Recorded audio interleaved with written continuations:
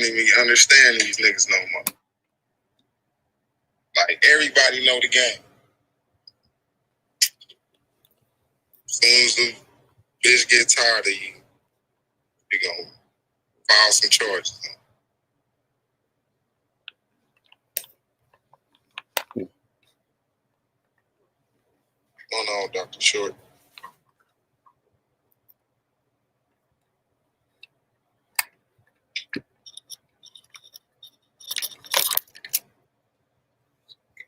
Should be talking. Oh. I like that title. Are you a sexual sharecropper? Are you a sexual sharecropper? That is the discussion. That sorry ass Shannon Sharp nigga look like Magilla Gorilla any fucking way. And remember, Magilla Gorilla was always a little white girl that wanted to buy the monkey in the window and didn't have enough money. You seen the cartoon? I remember Magilla Gorilla. Yeah, and it was always the gorilla with the hat on and suspenders. Yeah, he almost looks like Shannon Sharp. He's a modern day Magilla the Gorilla. And it's just a damn shame. I never liked him the first time I saw him. I'm sort of tired of what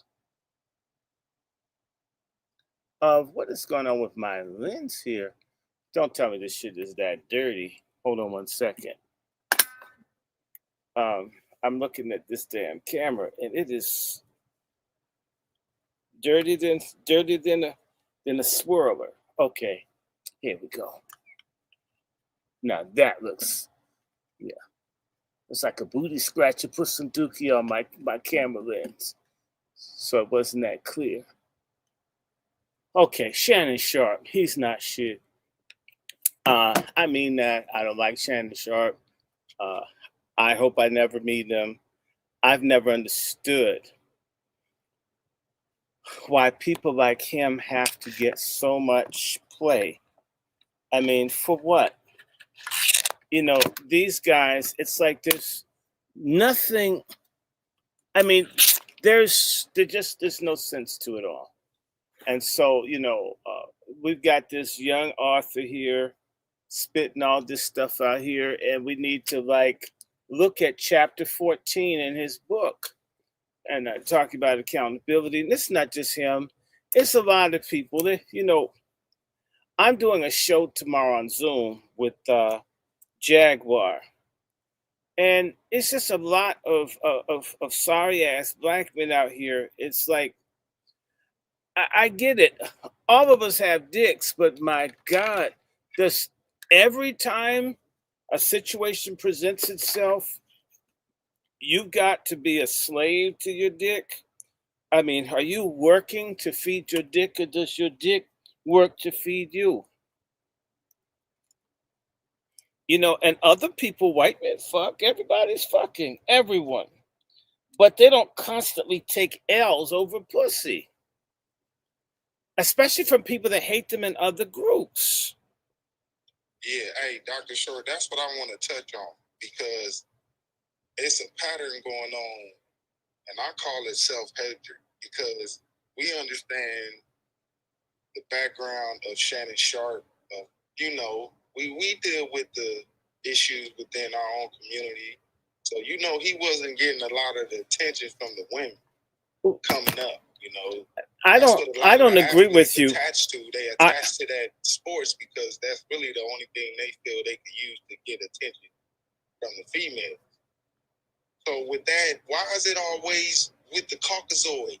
Why is it always with the white woman?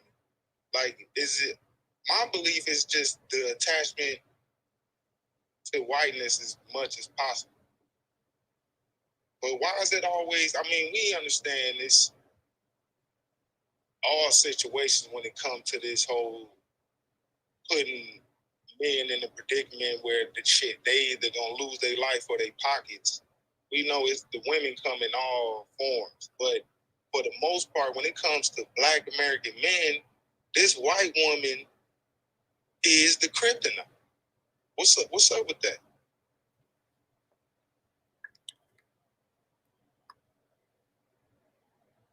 I think, frankly, let's just be honest about this, okay? because I'm kind of tired of a lot of this. I'm going to go somewhere else because I don't want to talk about white women.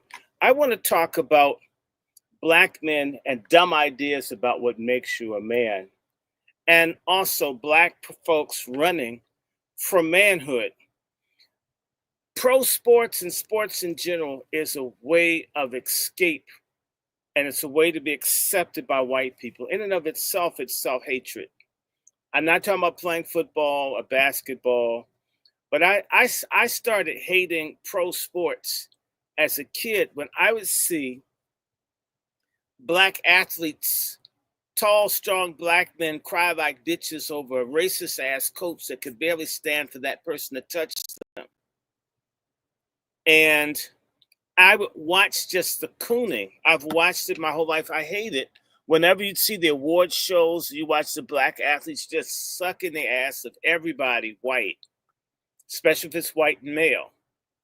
And in reality, being an athlete for many people is a way for black men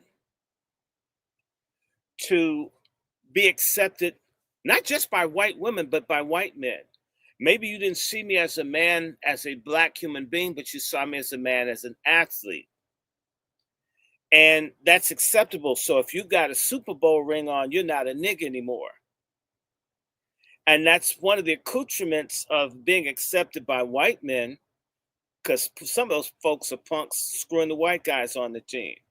I'm sick and tired of people pretending if you dribble a ball or you run down the field that you're straight. All these skirt wearing nigga athletes these days is sickening to me. You know, I know a lot of folk that seen people gay, they don't put skirts on. Well, he's got to play the game. It's always an excuse to be a lesser man or to suck up. So the whole thing about being football is making white people love you. So why not want the white woman 14 keys or 14 codes? It's all a part. It is. I'm not knocking the joy of winning games, all of that, but it's about being loved by white people. The same thing is in music, and it's similar behavior. You make enough money, and then you give it all to women in a group of folks that hate you. And black women are seen as a liability, and then successful black women like Oprah Winfrey do the same thing. Now we know that Oprah's a creepy bitch that looks like SeaWorld's, has done some cloning and shit, put a fish face on a woman. But Oprah, she don't want Stedman. Come on, y'all. We know that that's some bullshit.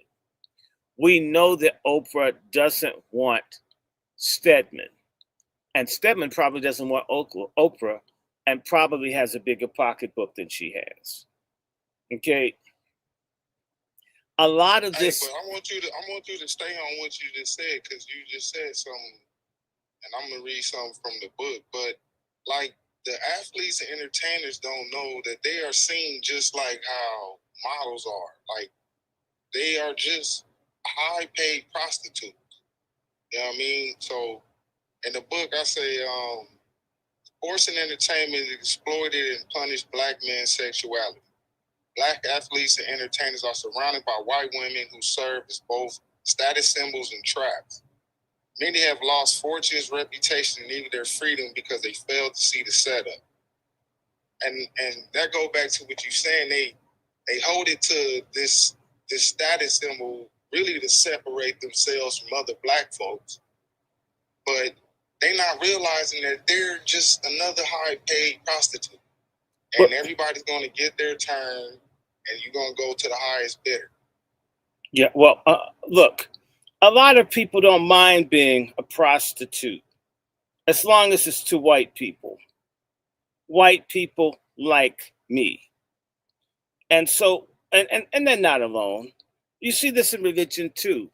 The little preachers, the little punk ass preachers like Take Dick's Jakes, where you have these racist ass white ministers that can barely stand black people, and these folks just want to be up in the pulpit with a bunch of Klansmen with crosses on. Right? We have a culture where black people I don't meet fucking black Christians. I'm a Christian. I meet niggas who are white ends. They worship white people. That's why I hold up a white Jesus and people get mad. This is what you fuckers like. And then when I hold it up, they get mad. I don't believe that Jesus Christ is black. Fuck you. You don't spend your money with black people. You don't marry black. You don't have friends that are black. Your children are confused. You put your kids in school where teachers and all hate their asses. Everything that we do, not be like Jesus, not talk like Jesus, not love your neighbor, but be loved and accepted and turn the other cheek. In fact, crack your ass open and let them slap up in there too. If they're white, I look at the murder rate in our community, and when I see the black guys like on camera waiting for the white cop to beat them, for all the people getting blown out and killed all over the country, do you realize if black men whacked, since you don't got nothing to live for, you crazy enough to fire hundreds of shots in the community full of babies. But when you're confronted with white men, you don't, I mean, if you ain't ready to, you're going to be nonviolent, and you don't even know who Martin Luther King was, except you know he got some pussy. And what makes him different from any other nigga preacher, right? And we hope he only got pussy. Other people have stuff to say. I'm not involved. I'm not responsible. Okay. So we worship white people. Why not want a white woman? I could look at Shannon Sharp and tell you one of these dark-skinned dudes from down south. I've seen them where they hate being dark-skinned and they do everything they can. I lived in Tennessee. And these folks did everything they could to kiss white ass. And if they could tell that you, like, I'm from Virginia, but they told me I was a northerner. And I'm thinking, I'm not a northerner. I just don't keep running around saying, sir, sir, sir, sir, sir. They still do this shit all over the fucking South. Still kissing ass. I mean, I remember going to get a U-Haul unit with my god brother and people. And the white gentleman at the U-Haul place in Jackson, Tennessee, kept calling his staff boys. We didn't say anything, but those weak-ass, countrified beta niggas down there could tell that them being called boy, they took it as he loves me. They could see we wouldn't want to be called boy. So you know what? They refused to service our order to get a truck. The same white dude that called them boy had to do it. They wouldn't serve us because they knew we didn't like him disrespecting them. Let me repeat that. Black folk being disrespected, hated black people who didn't want them disrespected but didn't say anything. Just the fact that we didn't appreciate them being disrespected, they refused to serve us. And to their surprise, the white guy was more respectful of us than them, which made them hate me more. I was like, damn. A lot of our black folks are like a horse that breaks its leg in the race. It needs to be taken out the field, someone just shoot it. Because, you don't get it by now.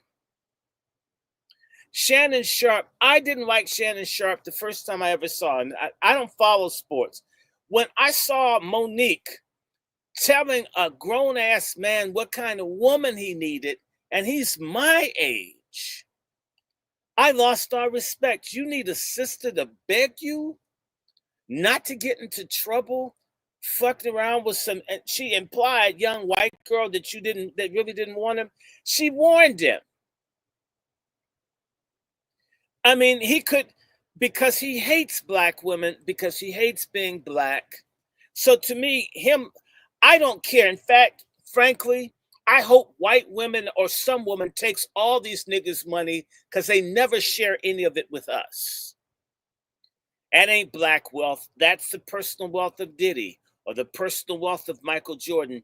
They aren't sharing with us. In fact, part of the joy of being loved by white people for them is wasting money on white people as other black people starve. They like seeing that happen to us.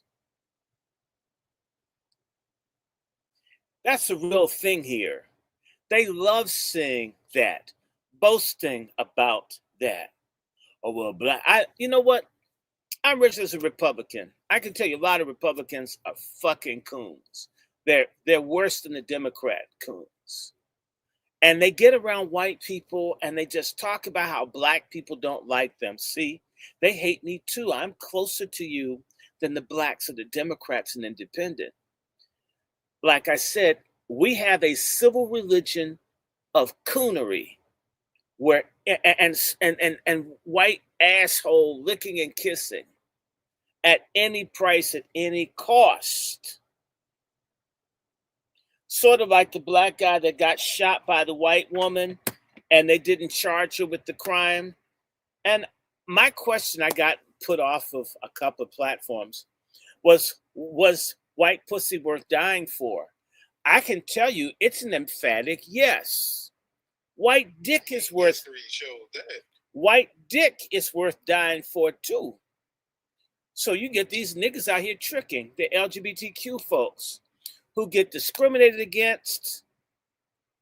They get disappeared. You have these black guys fucking white men, then they disappear. They get killed. Nobody's looking for them. But it was white dick. They were with a white man. So we got this white, we talk about Africans and their little stupid religions. Well, one religion that is universal for self-hating black folks is worshiping white people.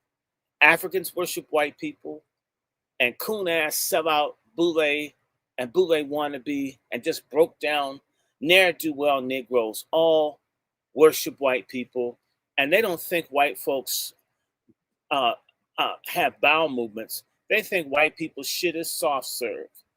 They say a white person shit, they want to get a cup. They say a white person piss, they think it's champagne. And so I always joke about this white stuff and people get offended. I do it on purpose. I've seen this shit in my own family. Okay. I had a great uncle served in wars and would go in white people's garbage. And we had to fight with them, put it back. White people used to wear this. Shit have holes and shit. White people wore this. And it's the same way Kanye West. Everybody has run through that Kardashian bitch, but it was white pussy. So you mixed your sperm up with everybody else's spit and sperm, and your ass took a financial loss. But it was old white pussy. Entertainers, and these are all the people that are held up for us to copy, are the folks that worship white dick and white pussy. So in reality, they're sexual sharecroppers. They generate huge amounts of money and profits for someone white. And the same way the sharecropper got to sell some of the crop, they never made enough to get as big as the planter. Well, sex is part of how they get paid. And I want to say that it is structured. I'm a graduate of the University of Virginia, people. And the black athletes, we weren't even allowed to talk to other black students. They would stop it. They couldn't even have a black girlfriend. They would get told off. Look, I went to Harvard. I'm not boasting. One of the first black deans of Harvard College, Archie Epps, would denounce and criticize the young black men that had black girlfriends. They would complain about it. Basically, if you're going to make the next move, you're going to have to be sleeping with the enemy so we can have a handler to watch you. You can't make it with the black woman or black man. And you know what? We've begun to believe that too, like that silly ass bitch Whoopi Goldberg. I just enjoyed the fact that what's his name, the one that played in The Matrix, disrespected her. She needs a hell of a lot more disrespect. Did you hear that she told Monique? Yeah, Keanu Reeves, right?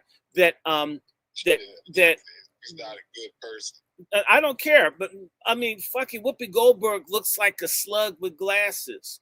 She's not a good person. To tell Monique She needs to get rid of her black husband. And yet, liar ass Whoopi Goldberg, when she was a junkie, her black husband that she doesn't talk about, got her sorry ass off drugs. She rewards him taking a white Jewish name and acting like he doesn't exist.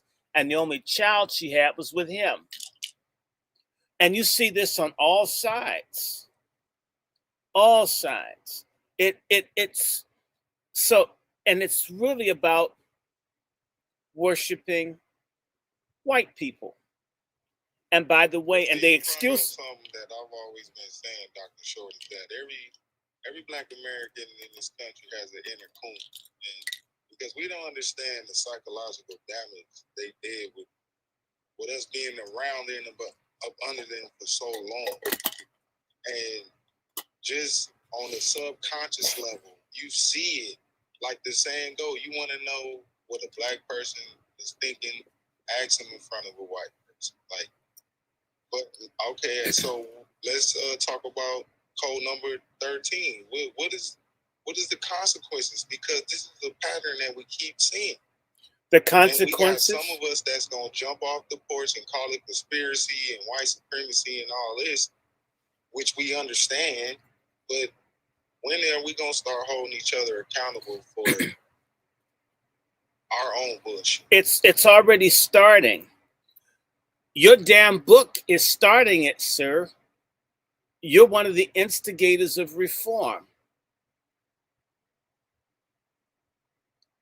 You think I'm fucking with you because you have a book? I'm fucking with you because you started some shit. And I'm going to help you fuck it up. Okay? Twizzle's not the only nigga that's crazy. We crazy in DC. Look, delineation, which the Hawaiians have done and other people, there's delineation in the mafia. If you don't have enough Sicilian blood, you can't get made. We're the only people that say, well, as long as you love, it doesn't matter, We're the only people that allow something like sex to be an excuse. White pussy's so good. I'm committed in my heart to my people, but man, white girl really know how to suck a dick, man. When a white girl go down, she not like a black woman and shit. You can feel the Red Lobster request and shit when she's going down. When a white girl smoke the mic, she just give herself. It's I don't even know whether that's true or not. And part of me doesn't care. In fact, part of that is the damn irresponsibility that we think sex is recreation. We are copying the white slave masters that raped women and buck broke men to treat sex like it is recreation instead of legacy building. You need to delineate who you'll whip your dick out for and why. Meghan Markle was up in the palace because of her bloodline, not because she was pretty, not because she could pass for white. We think what we have, we're like fucking Jack and the Beanstalk. Give our money away for some stupid shit. Give what we have away because we don't appreciate it. And delineation begins to say we are somebody, we matter, we've got standards, we've got rules. We're not going to vote for you just because you're black, like this punk ass nigger Ofaga. And someone asked me, I think it was in your last space, I got angry when they asked, was Obama in the closet? Obama's never been in the fucking closet. Niggas liar, denial, imagination puts his ass in the closet. Let him be the punk ass bitch he's always been. And let me just say, everybody that sucked dick or get fucked in the ass isn't hurting foundational Black American freedmen. James Baldwin didn't. But we got weaponized sissies like Obama. There was a room called the oral office in the bathhouse that dude used to hang in.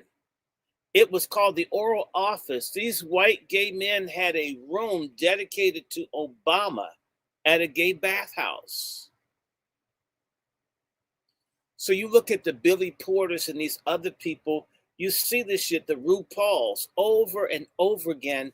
It's all about this doesn't happen with other groups of people because they don't forgive you if you embarrass them.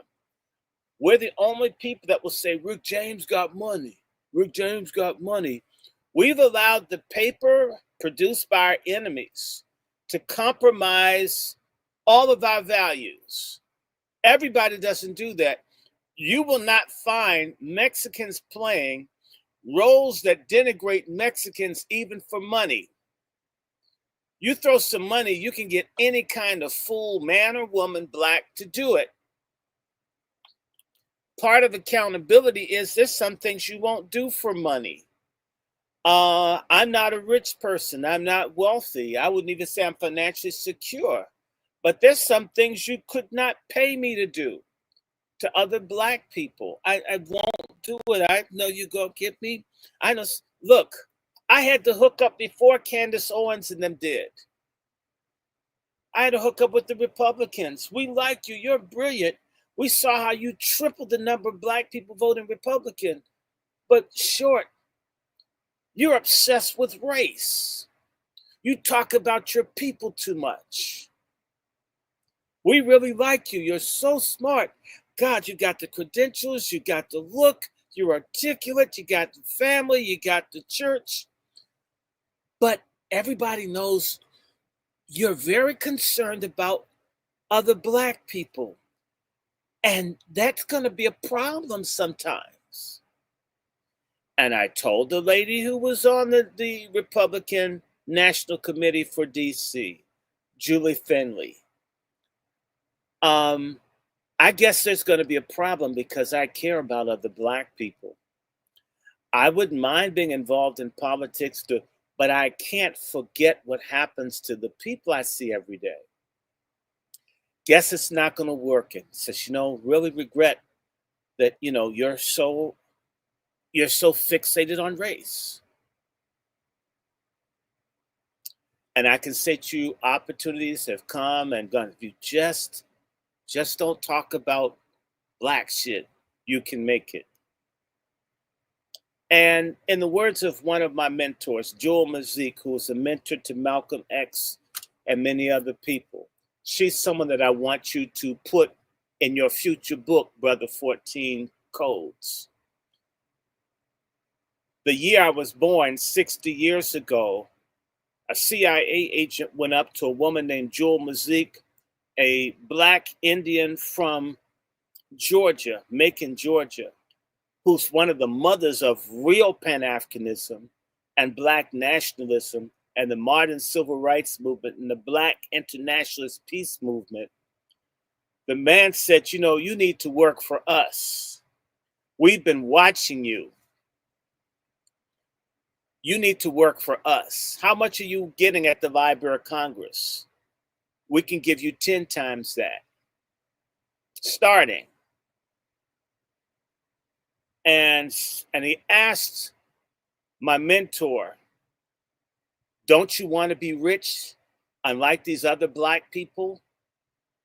And she answered, what's the point of me being rich if my people are being oppressed and poor? Why should I be better than the group that I'm in? And the guy went from being nice to saying, you're an arrogant nigga bitch. I can see that. Well, you know what? You had your chance. You don't have your husband anymore. And within a short period of time, they had interjected the former wife of Harry Belafonte to be his mistress.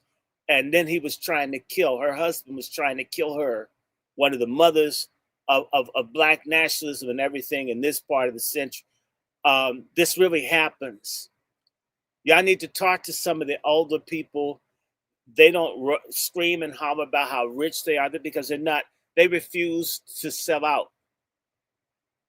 The problem is in our community, we celebrate sellouts. He could dance and sing, but Michael Jackson in many ways sold out. Prince sold out. Almost everything that we see, in fact, crossing over should be called crossing out. Abandoning the very people that made you to get the money of the other people that had initially ignored you. That's seen as greatness. Went to divinity school. I wasn't trying to do it, but you know what I did? When people said, you could have a white church short. Why would I want a white church? What, I'm building up white people and my people are broken? What sense? I mean, I went to school to do all of that to help the other side. So your book talking about delineation, accountability, reciprocity, us being people of our word, and understanding, again, nothing should come before your principle as being a creation of God, being a man, being a father, being a husband. That means your dick. That means white acceptance and all these other things. They can't even compete with necessary things that we have. Now, let me stop because someone else needs to talk. You could, Dr. Short. You touched on some points. Like I said, I wrote that chapter because a lot of black men like to complain when it comes to the women in our community. Mm-hmm. When, like I said, a lot of the behavior is because we are fucking up. It's really that simple. Yeah, and black men rip up black women. They rape them, they molest them, trying to fuck them by the time they can walk. I mean, there's sisters who've been run through by the time they're 12, they're pros. Why would she still be innocent if part of black manhood is busting that pussy as fast as you can? I had a poem called Fuck My Community that I wrote, 33 years ago.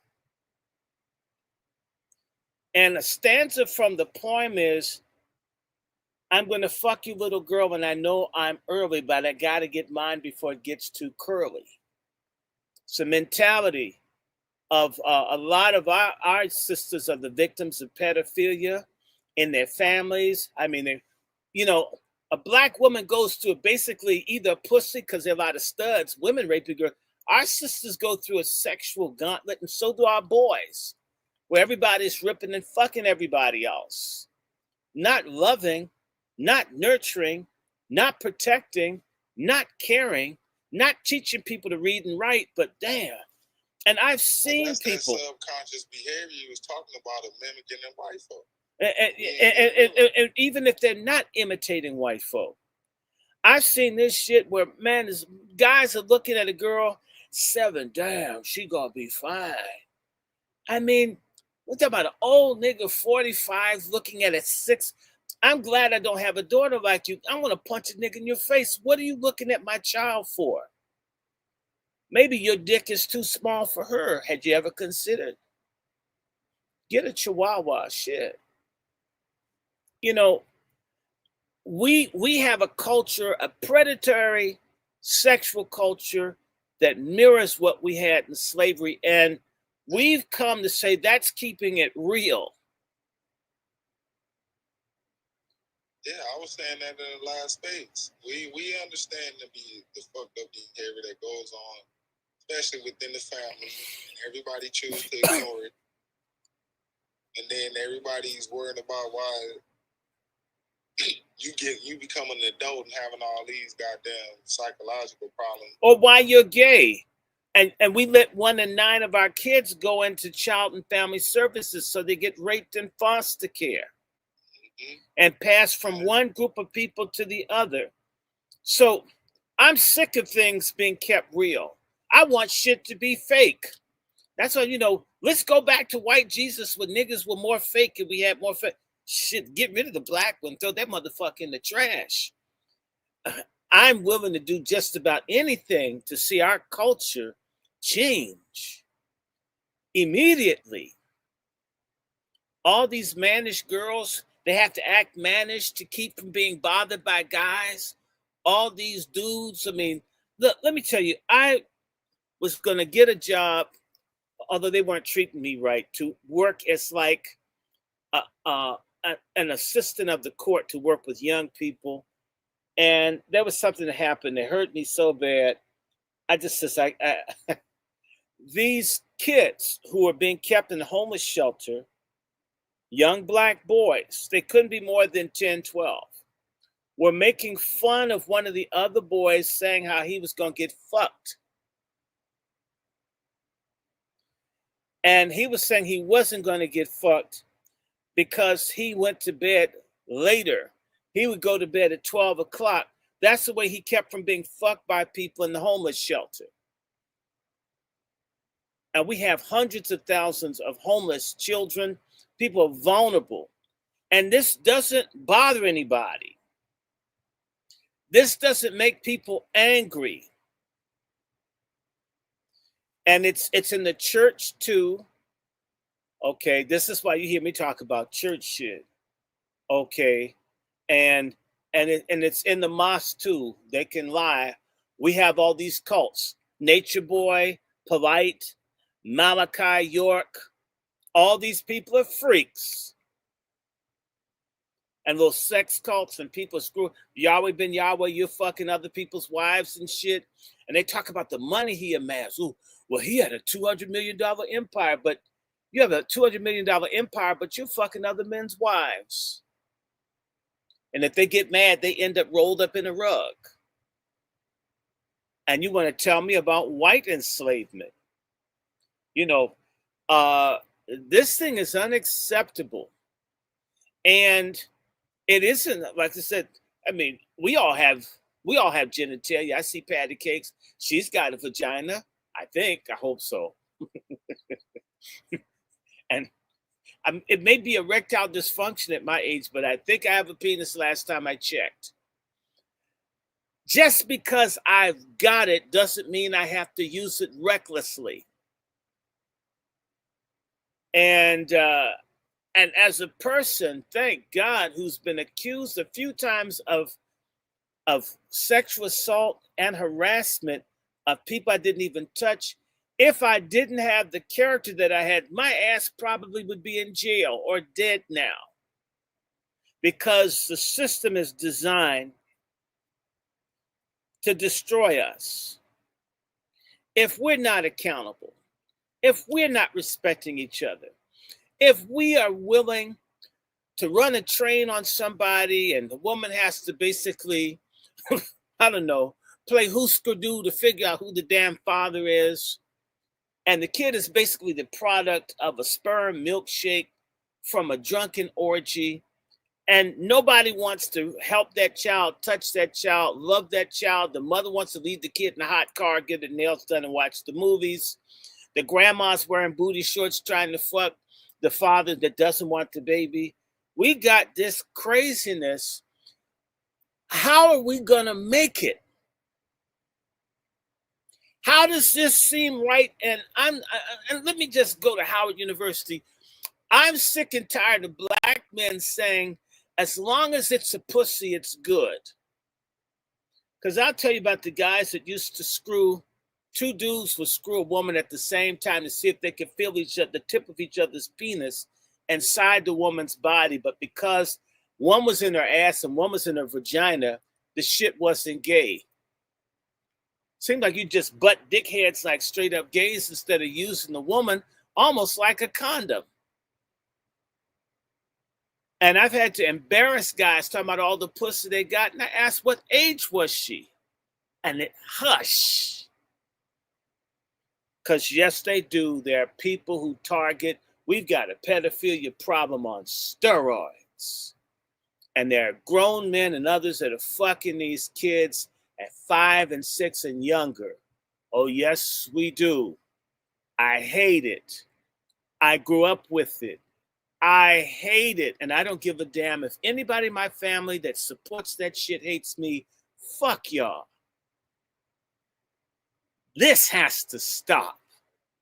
And so people talking about busting a nut, like the guys who run around with pictures of the kids they have, and they wouldn't even give that motherfucker a steak and cheese once a year.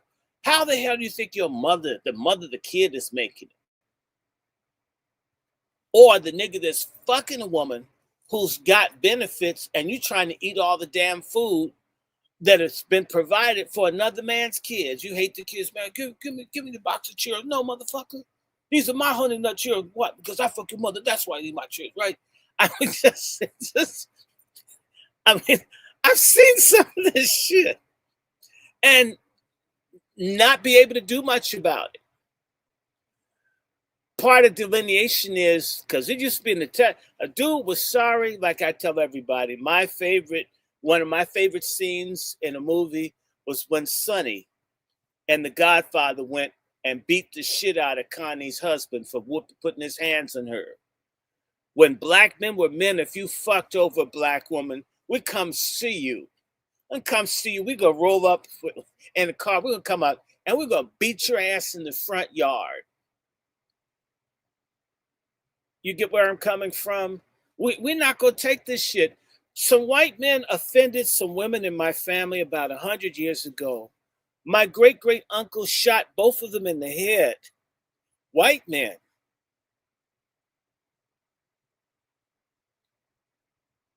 Don't fuck with our women. He had to run the rest of his life. But the point is, our women should be safe. Our children should be safe.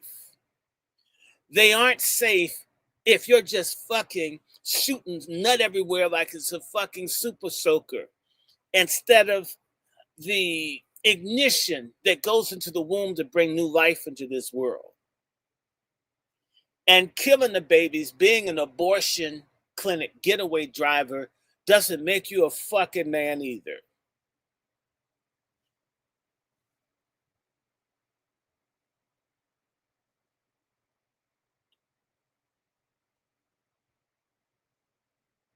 Come on, y'all. Where's Twiz? So what's the consequence? The consequences is genocide. The consequences. We keep saying this behavior. And that's the one thing. No, it's not. It's choice. It's a choice. You want to see what happens? The Hawaiians couldn't control fucking white people. Now the native Hawaiians are completely martial in their own fucking country. There are a lot of people that could not control how they got down, who they had to sleep with and why. Well, it's just pussy, right? It's just dick, right? And these people went in and sent folks to their island with STDs and they decimated the populations.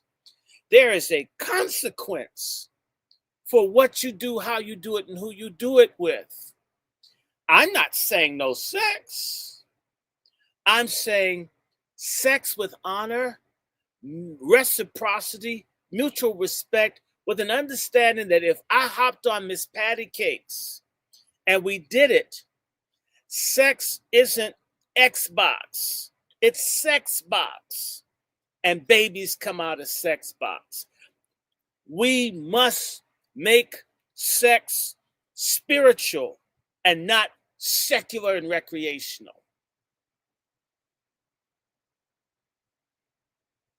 I agree with that. Like I said, it wasn't about being a prude or with a, holding it down type attitude, but it's about directing that energy the right way. Yeah, but what's holy about being a dad and a mom and a baby? And at least the kids knowing, I always tell people that one of the first times I was able to make a friend when I moved from the suburbs to the ghetto school, and I got the first invitation to visit a classmate from school after being seen as a white boy. I didn't live in the neighborhood, and I got to go to this house. It was so cool. Wow, I finally was able to overcome, Negroes that don't like you when you're not in their neighborhood.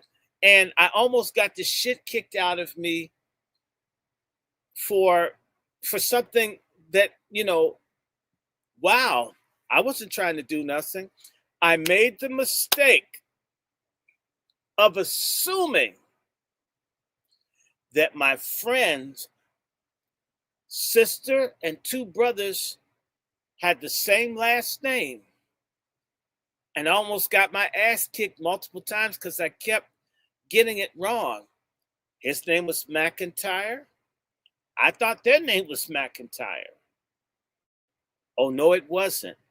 And they hated each other's fathers. And each time you accidentally called them by the last name of the man they hated, they were ready to beat your ass. That's chaos. Which means the mother who was somewhere, I never met the mother, so she's out probably hoeing, whatever, and she dumped her off on the grandmother. These kids all had their feuds over having different fathers. What does that do? What does that do when this?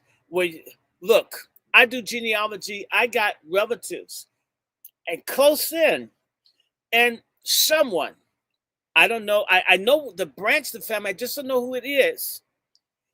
They fucked people in Vietnam. I've got Vietnamese family.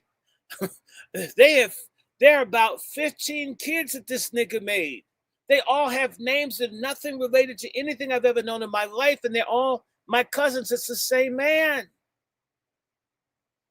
And they're in and out of foster care. They're bitter, they're gay, they're on drugs. But he got some free pussy. And the one I addressed this in the book, Dr. Short. That comes because all of us come from, grandparents, great grandparents who had a lot of siblings, whether it's from the same. That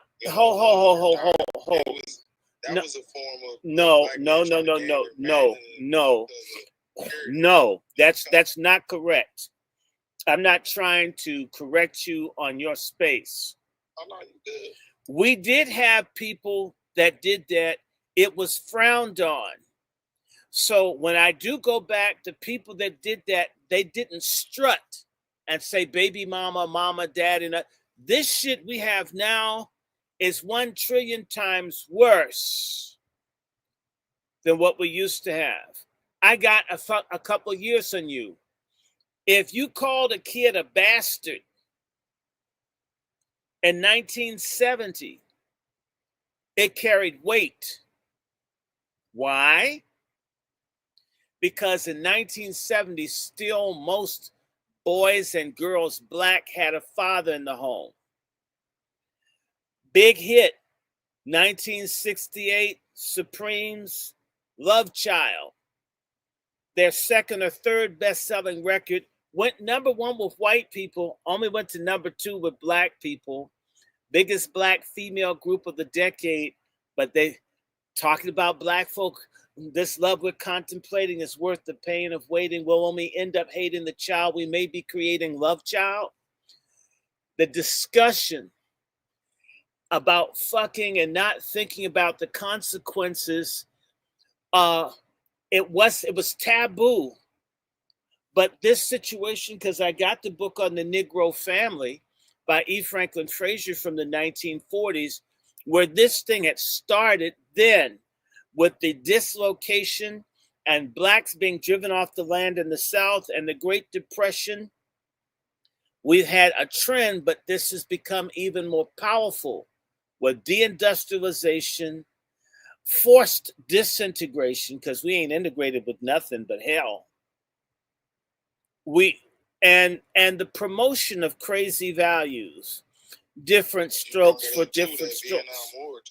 Yeah, like Vietnam. Kids on different islands. Yeah, but Vietnam, that welfare, the projects, feminism, and the sexual revolution was meant to do what has happened to us. And by the way, we're not unique. White folks who don't finish high school or college are doing as poorly as the Black Americans I'm describing, as are the Latinos and others. Just there's a greater cohesion because the pressure to destroy and atomize our community is greater, and the betrayal of our leadership, the abandonment of the church and all the other institutions that provided cohesion, the destruction of education, all and the destruction of our communities through the federal highway commission, all these other people, all these things hit us like a neutron bomb. Now, this is already a discussion, but what has not happened is a master plan to repair us. What many of us don't know, because when we hear about Reconstruction, mostly what we hear is how Black people lost stuff. But we miss the fact of how many Black people were able to create a more stable Black family after the enslavement. In fact, Black freedom at its core always was having a family with a man and a woman, not this rainbow Skittles bullshit, not two dykes who are turkey basting, but a man and a woman raising children, and a real man takes care of his kids. The custom until recent times is in some families like mine, if you got someone pregnant, people tried to kill you if you didn't marry them. That's why it's called a shotgun wedding.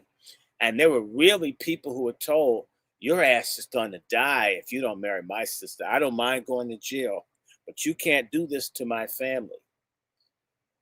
Then we got lax. Well, every child is good. No, every child should have the best chances of having all the support of a man and a woman. And if they don't have that, the odds are against them for reading, for literacy, for academic attainment, for them to stay off of drugs, for them not to be depressed, to not be suicidal, to not go into crime, to choose not to fight to preserve that, as the Black Democrats have done, and the Black Marxists, and some little goofy Negroes in their little stupid cultic religions.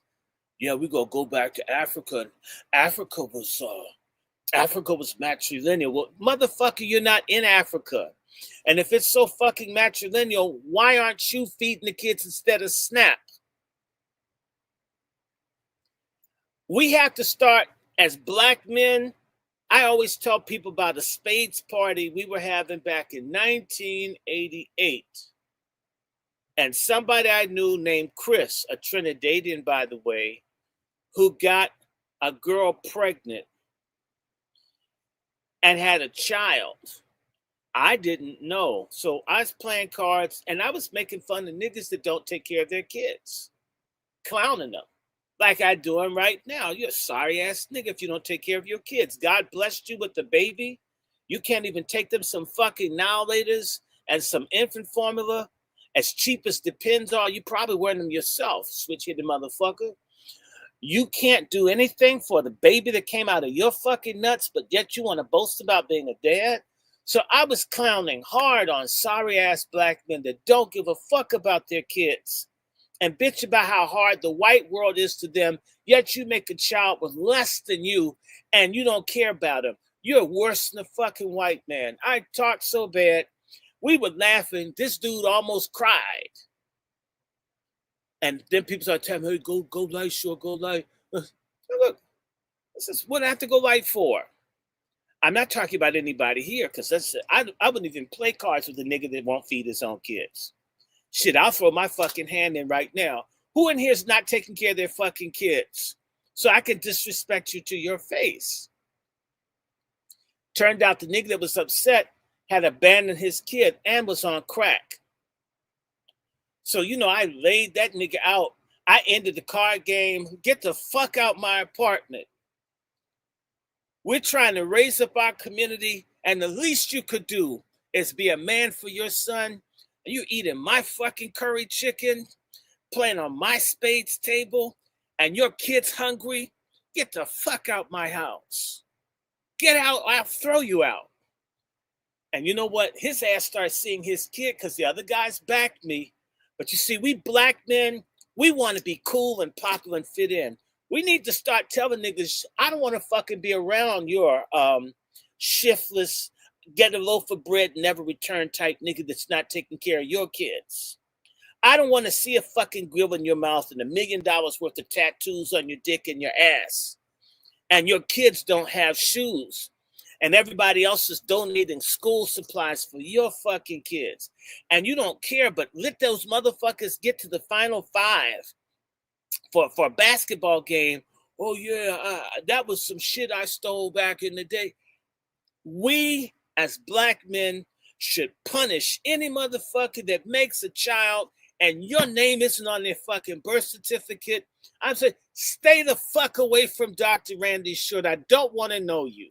You aren't worth the shit. You're a fucking black Ku Klux Klansman, because your children are the ones dying. Your children are the ones ending up in jail. You're the ones committing suicide. They're the ones doing the mass shooting everywhere because you didn't give a fuck. It was just some skin tight pussy, if it was skin tight, because y'all fuck a lot of big girls because they pay you. All of this is about the fact that you can slide your dick into someone and not be committed, not be married, not really be a functional man. And you know what? Won't even pick a quality woman where you guys may have to suffer and eat some biscuits and shit until you get on board where you guys have something. To hell with that. We make excuses. Oh, well, you know, she had good pussy. What you need to know is whether she'd be a good wife. Would you be a good husband? Would she be a good mother? Would she be on your side? Would she know the difference between Clorox bleach and infant formula, not poison your damn baby? And that she's not a stud fucking your mama, all your sisters and your aunts, and you're subsidizing that shit because, you know, you think because she lets you hit it from the back that you're all that. When do we get tired of that? I don't want your friendship or popularity. I want there to be black families, and if you can't start one, be like me and not fucking procreate. Don't go out there praying and lying to sisters, pretending that the car that you borrowed, that you rented, is yours, so you can get some pussy that you're not responsible for. Pussy ain't really free. It just seems like it. Pussy is like a real estate contract. The fine print at the bottom, that's the shit that gets you.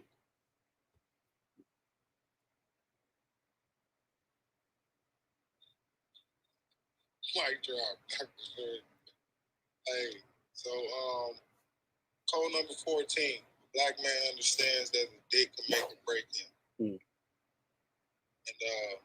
you know, you touched on a lot of the issues that we deal with, especially when it comes to our fucking black men not knowing how to control their goddamn sexual urges. Not even trying to, boasting about it. Let me give you a quick story.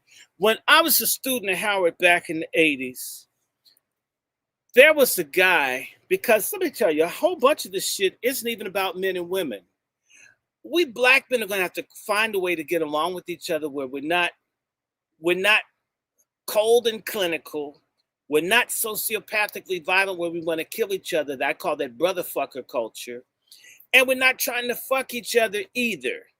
There is a possibility for you and I, Trey, to be friends, to be a brother, and I may love you and be kept. And I'm not trying to like have your fucking body fluids on my back or in my eye or up my nose or in my throat, or I'm not trying to blow out your ass because I like you. I mean, can't there be some brotherhood where like every time it turns around, it's got to be somebody fucking penetrating an orifice or nothing matters? God damn that. So, and the reason I'm saying that is, guys, I'd say 60% of the time guys are fucking, it's to get status from men. That shit's so gay. If I like a woman, I'm not going to tell you, because one, I don't want to share her with your ass. I respect her reputation, and you won't know anything about. I have women friends, and nigga ask me about any woman I talk to. I don't have a fucking thing. I start looking at them like, you need to stop fucking me, ask me anything. I haven't asked you whether you're married or not. I haven't asked you shit. Have you noticed? You're the one that said you had a daughter on the space. I don't bother anybody else's woman because she ain't mine. I know folks, I don't know their wives' name. Just to be certain I'm not trying to screw your woman or your girlfriend, I don't even know what to call her unless y'all wanted me to know her. You get what I'm saying? But these brothers, in reality, we have no other way to say, hey, Trey, brother, that's a great book you had. You're a brilliant mind, man. I really love the way you think. And I should be able to bond with you around the fact that you think, that you can write, that you care. But we don't pick that. So it's drugs. Hey, man, you want to get fucked up? Like, I can't come and say, hey, man, I'd like to get to know. You'd like to get fucked? Would you like to take some marijuana laced with fentanyl?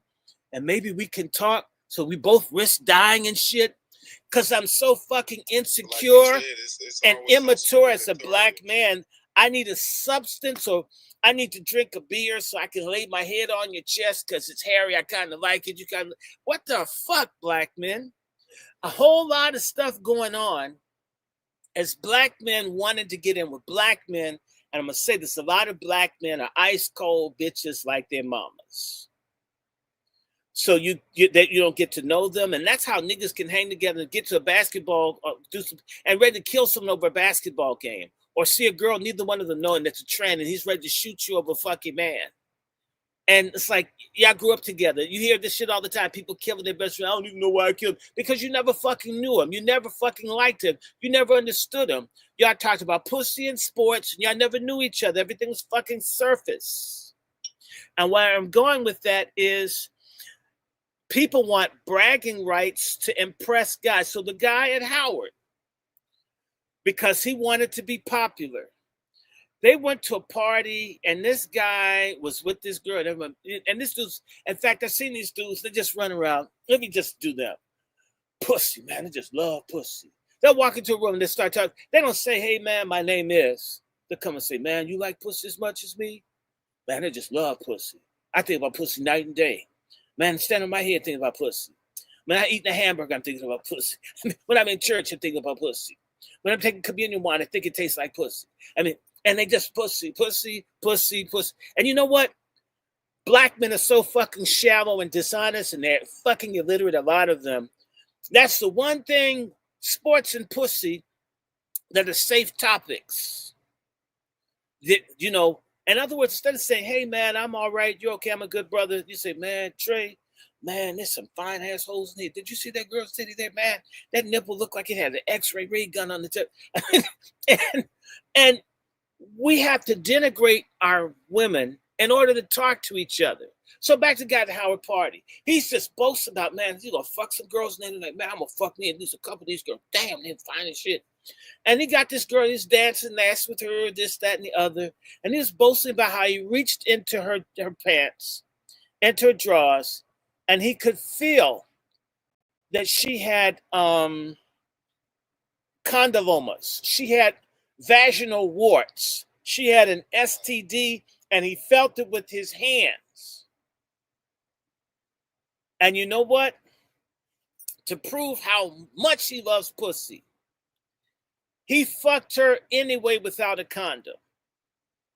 Because he knew, man, I like pussy so much. If a bitch had AIDS, shit, I'm a pussy. I'm okay. And that's bragging rights, that I would fuck a woman with AIDS, or I would fuck a woman with STD because it was pussy. As long as it's not a man, you know, that word up, nigga, I fucked those hoes. I fucked that bitch. Man, I felt a little knot. I just put that shit aside, slid my dick all up in there, man. Shit, there's a clinic up the street, man, but I don't turn no pussy down. This kind of stuff, which is why we have sky-high rates of AIDS and STDs, and we are sterilizing our women with our fucking filth and our dirty dicks, black men. It's a goddamn disgrace. But he boasted that he screwed a woman with the STD, and you know what? No one really says, man, you need to get checked. So we got all these people now who have HPV, who are sterile, who have rectal cancer, throat cancer. The rates go through the ceiling. They could wipe us out knowing how we get down. And they promote it, and the rappers promote it. And my God, now anal sex, people now need to have their asshole licked. And I mean, justice and demand this of our women. Say, I respect you, queen, but could you lick my asshole like it's some dog in an alley? And there was a guy named Dexter I went to Howard with who was a Q in the School of Dentistry. Hi, Dexter. He had videos, a hidden camera, and he would get women to lick his ass and show the videos to the people at the Howard University Dental School.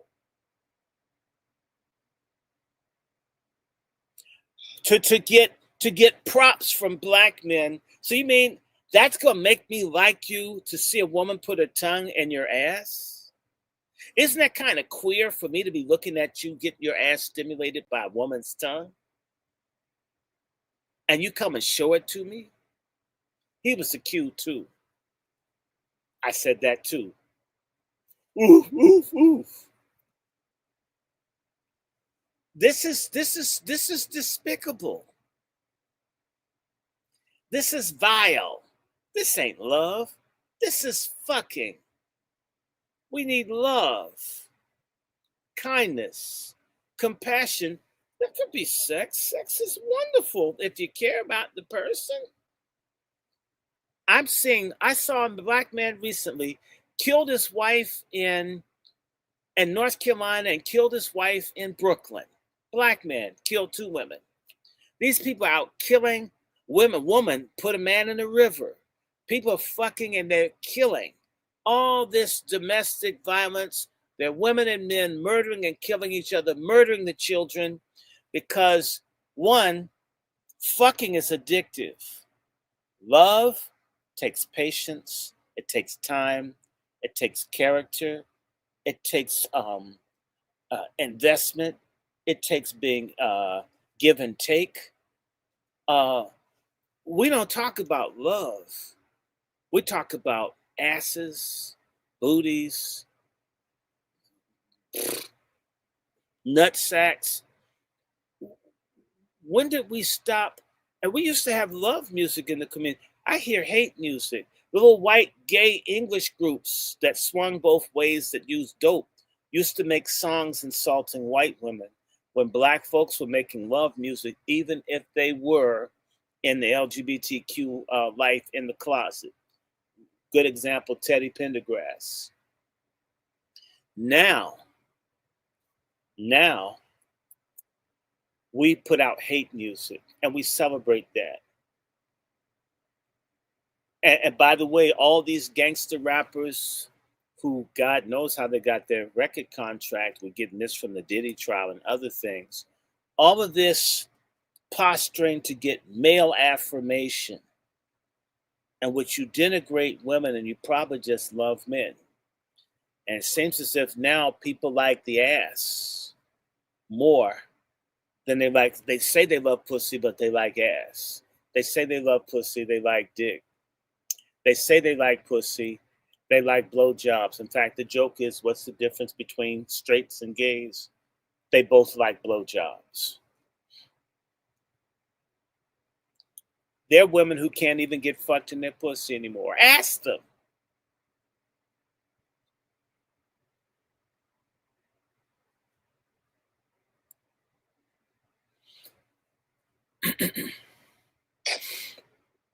Where I'm supposed to go from there, Dr. Sherry. But it's a detriment in our community. You know, like I said, a lot of black men use it as an excuse as far as it comes to child support and all this. But like you said, you got control of where you plant your seed.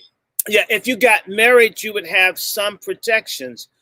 You basically, it's not enforced, but you're not supposed to have sex with people you're not married to. Not supposed to, but that's not enforced. So you're out here having sex outside of necessary legal protections for yourself and the potential offspring. And you bitch about the outcome. And then let's go further. These same black men that bitch and talk and know all the sports statistics in the nigger barbershops. That's why I cut my own fucking hair. I can't be around too many dumb people at one time. I mean, I get dumb germs and shit. It makes me psychotic. They know every single solitary statistic of these athletes. Man, he got a new tennis shoe line and he's starting at $100 million, right? Motherfucker don't know his kids' report cards and none of this shit. But these same black men know all this stuff about these athletes and the fucking white women that want nothing to do with them, having banded together to demand that the courts treat black men with respect when it comes down to custody. Even white men and others can come together. In fact, I'm going to just say this. Part of the consequence of a black man worshiping his dick, or at least hiding behind his dick to define his manhood, is that there's substantive manly things that he should be interested in, like the control over the lives of his children while they are his wards, and coming together as a collective, whether it's to get trash collected or to do something to keep gangbangers or people from doing graffiti. Instead, the shortcut is to just talk about how much pussy you get. White men talk about pussy. Everyone talks about sex, but you know what? They take care of some business. Certain things, fuck up a white man in court. He'll go in and shoot everybody in the courthouse.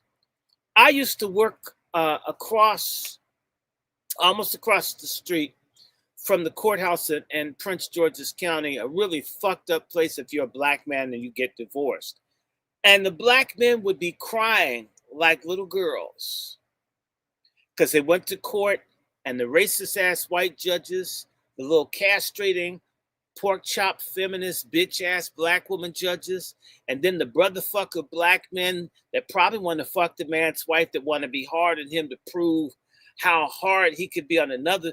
They would just fuck the black men up totally. But you know what? And all these black men get fucked, and none of them say, hey, Brother Trey, let's pull together. Let's see what we could do to make this process fair. I understand marriages break up, but a man shouldn't go from making $700,000 a year to a divorce where he's living in his car homeless and the wife gets everything and she cheated.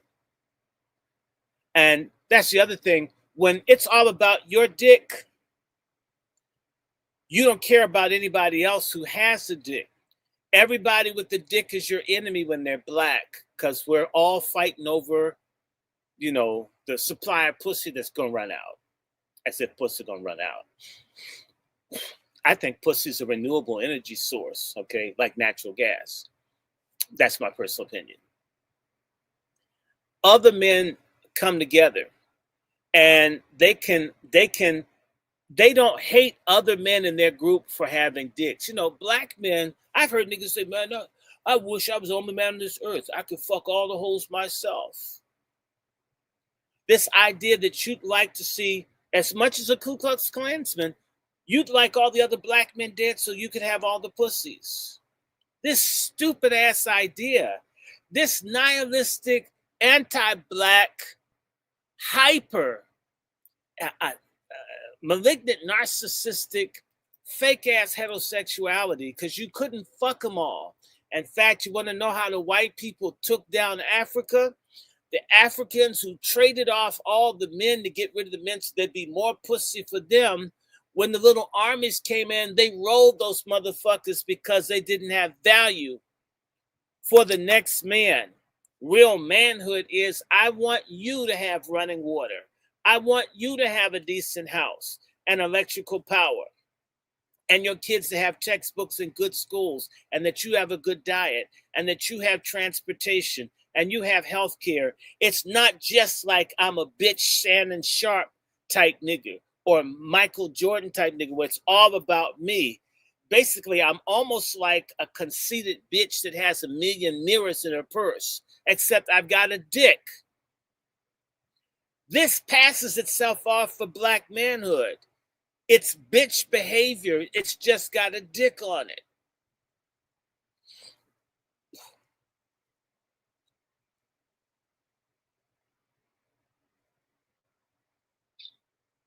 How much it's gonna cost? I didn't hear you. I said, how much it's gonna cost me? Just like I said, this ain't the first time, and it ain't gonna be the last time.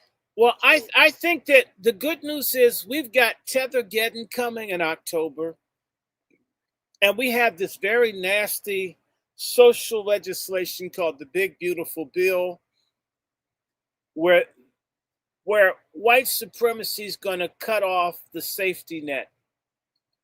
Not like black people had a safety net until like the late 60s.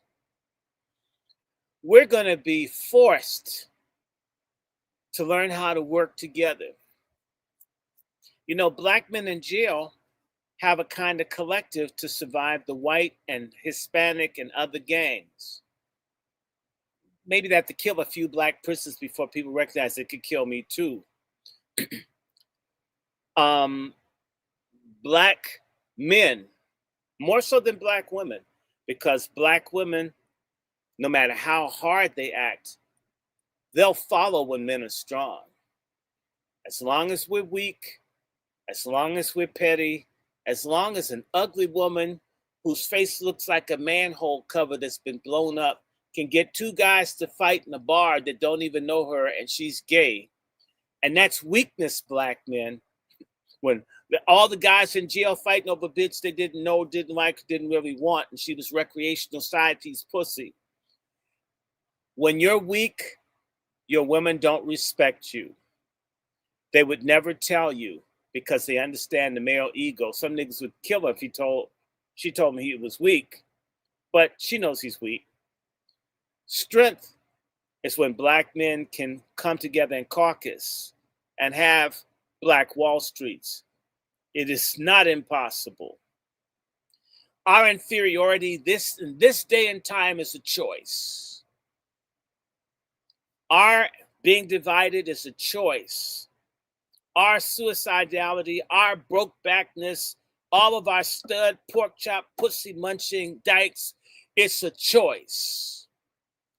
Our abandoned bastard kids in foster care and everything else, and our junkies, it's a choice. We have to decide, do we like this? In fact, there is a difference between license and liberty. License, in reality, is slavery of choice. You can have a license to drink, to get high, to be whole, to be a trans, whatever. Liberty may mean I'm not doing those things because my eye, walking and talking with my mind, stayed on freedom. I stay away from negative things, and I have to mortify the body, as the Bible says in Romans. There's some shit I'm not going to do. I always tell people about the woman who had the most beautiful smelling pussy vagina. Oh my God. I was cuckoo for Cocoa Puffs. Every time she came to class, I could smell it. I can still smell it. I'm going to start smiling when I think about wonderful vagina smell. And that shit was doing mind control of me. I mean, I was seeing like the little circle wheels spin around and shit. I could have hit it. And I loved the way this young woman looked. But she's my student. I can't do that. I can't. And this girl wanted me to fuck her. I can't. I'm there to teach, not to be a predator, not to bust the nut. Well, I had wet dreams, probably about 10 times as many. It's just like empty me out. My job was to educate and uplift young men and women. And so I had to tell her, I ain't doing this. And I smell how good it is. Trust me. And if you've ever smelled a pussy that's so good that you can remember it, I mean, it's clean too. Oh my God. It's like, I don't know. She had some kind of, I don't know, jungle potpourri. Oh my God. It was pussy I couldn't have. And had I not been a teacher, maybe. But as an instructor, I had to pass it up.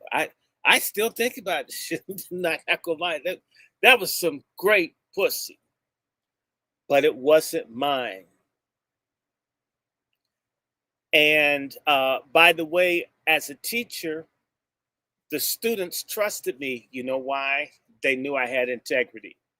I had a young gay woman tell me, you're the only man we know up here that's not taking advantage of the boys or the women. Because I tried to get her to talk to a woman instructor about what was going on. And I said, look, you're a young woman talking to me about a matter that's of sexual nature. Let me get a woman for you to talk to. So you're okay. And open the door to my office. I don't want you to. And I kept closing the door, opening the door, and she kept closing it. And it says, why won't you let me get a woman for you to talk to? And she screams, she says, because I'm safe. I'm with you. You're safe. I'm more afraid of the women than I am of you. We've studied you. You have dick control. We don't even know why you teach here. And she went on to talk about how the football coach, Sneed, was trying to fuck her. And why she felt comfortable because I was probably the only man she could speak to that I wouldn't try to hit some too. That's sad. And I was at a Christian school. So yeah, when you say Christian, damn, that shit's scary to me. Let me hold on to white Jesus for a minute. Help me, man. Protect me from black people. Okay.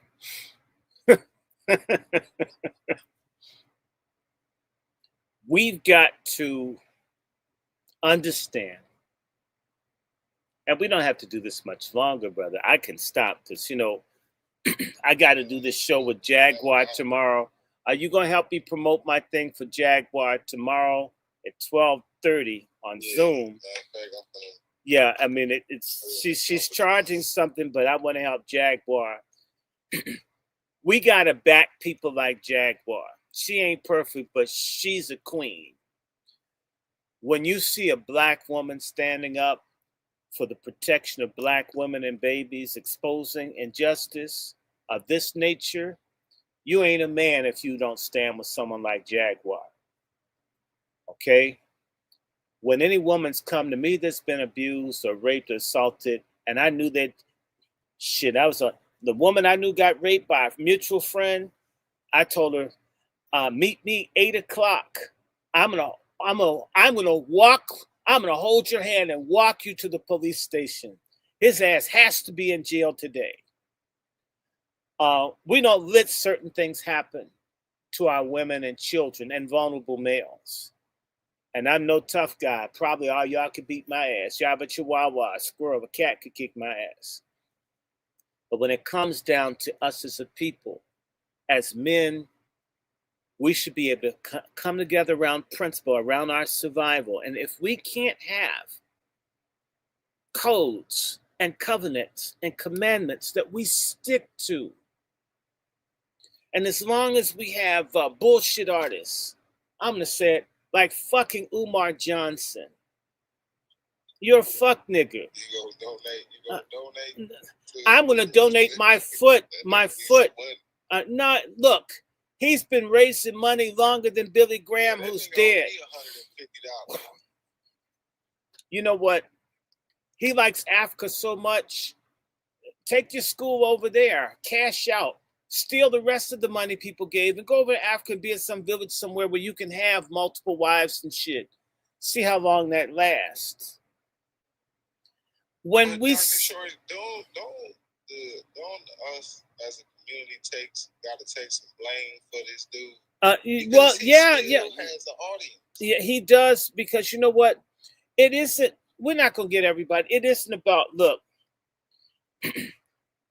This isn't a block party.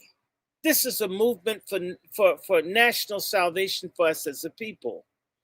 If you don't get it, fuck you. If you saw the video I did with Peter Bailey, one of Malcolm X's lieutenants, we spend too much time trying to save people and get people who don't get it. I don't care about that anymore. Trey, I've only known you a couple of days. I taught you more than many people who've known me 50, 60 years. I mean, they know they're never gonna figure me out. They don't get it. I don't know. I'm not doing anything. If you knew me, if you meet people that knew me 10, 20, 30, 40, 50 years ago, they'll say, he's more or less the same person I knew then. So it's not like you haven't had a chance to figure out where I'm coming from. They don't get me. They never will. Okay, and I don't care. I don't think about them. I think about people like Patty Cakes. I think about people that I can build a community with, like Big Mama. Because if we get our shit together, the same way the boule is only 10% of us, if 2-3% of us that are serious get our shit together, they'll have no choice but to follow us. They'll have to come and beg us for biscuits and maple syrup and rice and toilet paper, because when Plan 2025, whatever the fuck that thing is, this big beautiful bill, it's slashing the big toxic white titty that folk have been sucking on for 60 years.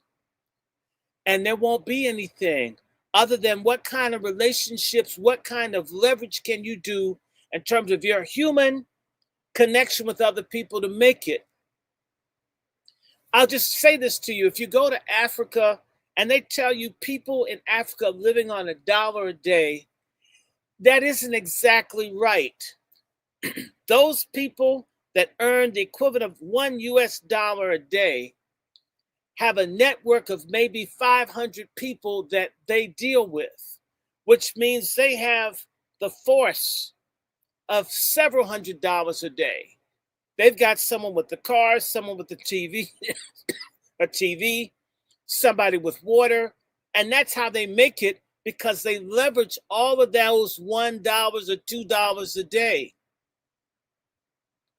You don't have to have a whole lot if you've got a network, if you've got a collective, if you've got cooperation, if you have a community and not a hood. And those people that don't want community or collective, it's pretty nasty with the lice and rats when you're homeless. We build the community, and in fact, we don't want them because they're lawless. You can't just give anybody a key to your house or to your space. No, you can't. They wouldn't respect you even out of kindness. How many people do you know you had to throw out family members because they wouldn't respect you? You're feeding, clothing, housing them, and they disrespect you in your own house. And you have to throw them out. We don't want lawless niggas. Nobody wants them. Those of us who don't want to get it together, I call them black necks. Same way white folk don't want the folks who fight because someone spilled Pabst Blue Ribbon on their titty at Walmart and they're going to fight. There are lawless white folks, Asians, Latins. They're shunned by the respectable people in their collective. We've got this stupid idea that we got from white leftist social workers that put all of us together. We're the same. I am not the same. Okay? In the words of my Cherokee great-grandmother, you're my color, you're not my kind. You my kind if you're polite, if you love learning, if you love God, if you're respectful, you don't steal, you don't lie, you don't cheat, you're accountable. If you're a lawless person, I don't want to be with your ass. We try too hard and we act as if violent, rogue, off-code, despicable Negroes are revolutionaries. No, they're subversive bullshit fuck niggas that we need to expunge from our community.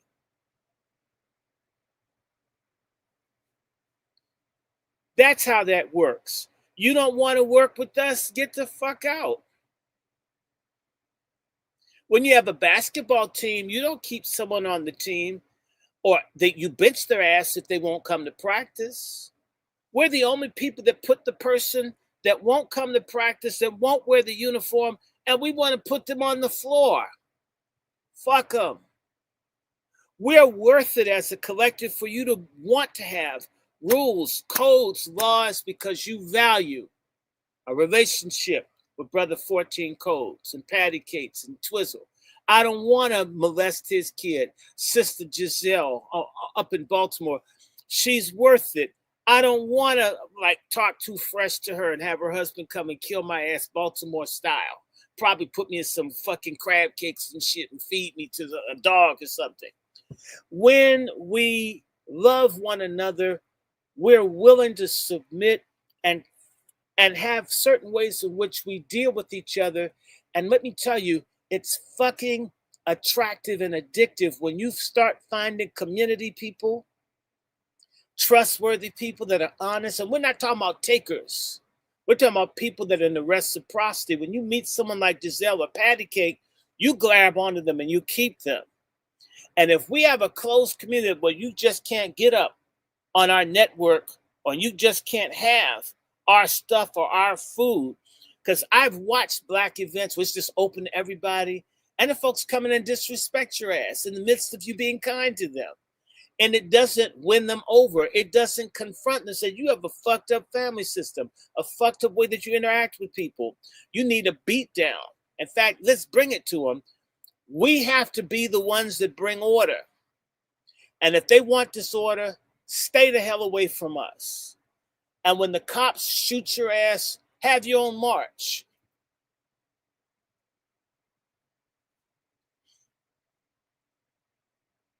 Hey, Dr. Shirt, man, I appreciate you, man. I said it before, this been a humbling experience. And you opened my eyes a lot as far as me writing this book. Because now I have to come at it from a different perspective. Because we do have a lot of work, especially us as Black men, because we have a lot of, like, go back to what you was talking about, the bragging, this whole attention seeking and pride. The guys are such hoes. They're like girls who they're like girls who get the butt jobs. Except guys don't get butt jobs. They talk about how much pussy they get. It's still cheap. When a woman's always shaking, jiggling her ass to get attention, to go, man, I got some pussy, I got some pussy, I got some pussy. And it's like, and the dude probably has AIDS and shit. So I don't know what is it, pussy or pussy? No, don't answer that. Never mind. Just. And then something else you brought to my attention too. I always thought it was weird how dudes would always go out their way to try to say they smashed another man's woman. It was like that was some bragging points. And like I said, it goes back to what I call homo attention. Like it is. A lot of men don't understand that they subconsciously really are feminine and really engaging in feminine behavior. Mm-hmm. But I call it fagonist. It's like a male feminist, a fagonist. He's basically a sodomite that loves pussy. In fact, like I said, a lot of these men, I'm going to just talk about these sorry ass Black men. The only thing, life for them consists of holes. A pocketbook, a purse opening, a vagina, an asshole, a mouth, right? And sometimes a checkbook. And it's all about getting something out of a hole. They don't really care anything for a woman. They care about the holes. In fact, if they're twisted, they don't care anything about the man. They care about his holes. And it's all about perforating everything like your dick is a chainsaw. It's stupid. It's stupid. Let me just remind everybody, because we're going to have conversations. In fact, Brother Trey, you need to, I'm going to send your book thing over to Jaguar's producer, because I think she would find it fascinating. And we just have to help each other. Maybe it should be, maybe we could talk about this shit in our conversation, because we also have to talk about Ofaga. All of y'all that voted for Obama need to repent. I'm glad I never voted for that brokeback liar, fake ass, strange, my favorite Martian looking ass nigga. I know I never liked him. I didn't vote for him. I was never stupid. He never impressed me. Thank you very much. I just want to, I don't like to book 14 codes because I want to break codes. I want to break sex codes. I think it's a good thing. I think it's a good thing. I think it's a good thing when a man cracks his ass open and he's empathetic, he allows another man to penetrate. This is a good thing. You learn to understand it. You learn about KY jelly. You learn why gay men are ahead of straight men, because they can bond together. when you're up on a man's back, you feel something different than when you're feeling a woman because breasts are soft. You know, when something's soft, you can like fall asleep, but you can't fall asleep on a man's back because it's hard. You know, and it's kind of certain guys have like very sharp vertebrae. You know, I got penetrated one time. I had to like get stitches. Well, take it from me. If you put your children in my hand, I promise you there'll be more gay flags than Amsterdam, more than San Francisco. I want to say something about this book, 14 Codes. We don't need any rules. We don't need condoms. And we don't need binary sexuality. Just look at Michelle and I. We can barely stand each other, but we share finances. And it's good. We had 2 daughters. They weren't ours. You think I put my seed in her? But she's put a lot of seed in me. Anyway, let me stop. Oh, man, y'all voted for that nigga. Damn. What does he have to do? Does Obama have to, like, drink like Shannon Sharp's nut and shit on a camera phone for y'all to see what's up? Damn. Oh God, look. Let me go back. Jaguar and I are going to be talking about the queer kangaroo trial, the queer Diddy kangaroo trial, and this pedophile conspiracy. We're going to be talking about baby rapists and trafficking and all this shit at 12:30 on Zoom. Yeah, I'll put it in the jump. Yeah, please. Look for that. I want everybody to come. She's charging some money, but she needs it. And we're going to be doing more of these conversations. You know, they shadow ban us because they don't want us to come together. But the greatest thing that our people ever did, we accomplished it between 1864 and 1875, and that was we put our families back together in the midst of a genocide that followed the Civil War, in which they killed scores of thousands of Black people. Tens of thousands of Black people were murdered. All kinds of things happened. We still came out with the family. We still learned how to read and write. We still could build community. Nothing can stop us if we have the right codes, the right love in our heart, the connection to God, respect for each other. Those handful of us listening to this, can cause a renaissance.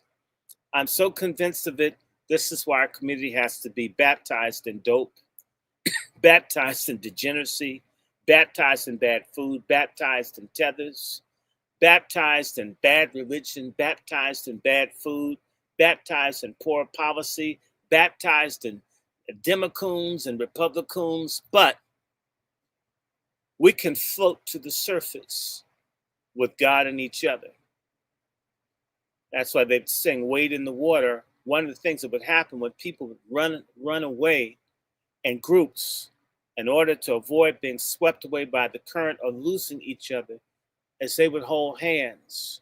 Even when they're crime scenes and they're trying to find bullets or things, did you know the policemen will spread across the field and hold hands? They got that from us, from the song "Walk Together, Children, Don't You Get Weary." There's a great camp meeting in the promised land. If we hold hands of righteous people and we put our hand to the plow, our people will be saved. Those of us, in fact, our people are those that want to see us great. To me, you ain't Black if you're not for literacy, for family, for order, for reparations, for justice, for heterosexuality. Okay? Even if you struggle with it, at least put the pussy first as a man. And if you're a stud or you think you're one, at least be honest that the turkey baster got to come from a man. If you struggle until you get to the point where you're upright. Stop making excuses for what's happened and find people who are solution-oriented instead of complaint and bitch-oriented. Let me sign off here. Love you, brother Trey. We can do this. We can do this often. I don't mind. We gonna hit shoot. 'em up, man. I'm gonna treat What's you up, like Miss your wife. Shantae? How you doing? I know I made some people mad. I want to ask Mr. Dr. Randy Shaw. Can I ask you a question before you leave? Yes, if you want to. I mean, I didn't plan to It'll be talk a this blessing. long. It'll be definitely a blessing, and it make me feel a little bit closer to everything that I believe and think that's still possible when it comes down to us. Listening to you talk always make me feel encouraged, honestly. Now, you know what I will definitely appreciate, especially with your voice, Miss Vicky Diller, and everybody like that. Roland Martin and called a couple of people out not too long ago. I say about like 2 or 3 days ago. He called everybody out by name. Mm-hmm. Ooh, I wish y'all could just demolish him and let him know stop speaking for us. Do not talk about us. And when it comes down to it need to be a change over fist, like a hand over fist. It's time for the change to come.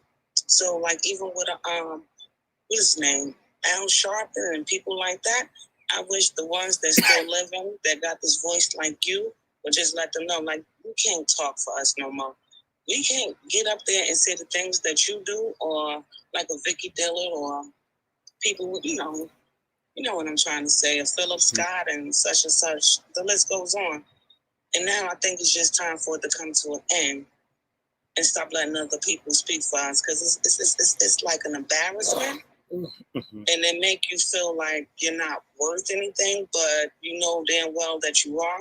But listen to you talk, it's just more inspiration. I wish y'all could get together and just tell them motherfuckers, excuse my language, stop talking for us. Thank you for allowing me to speak.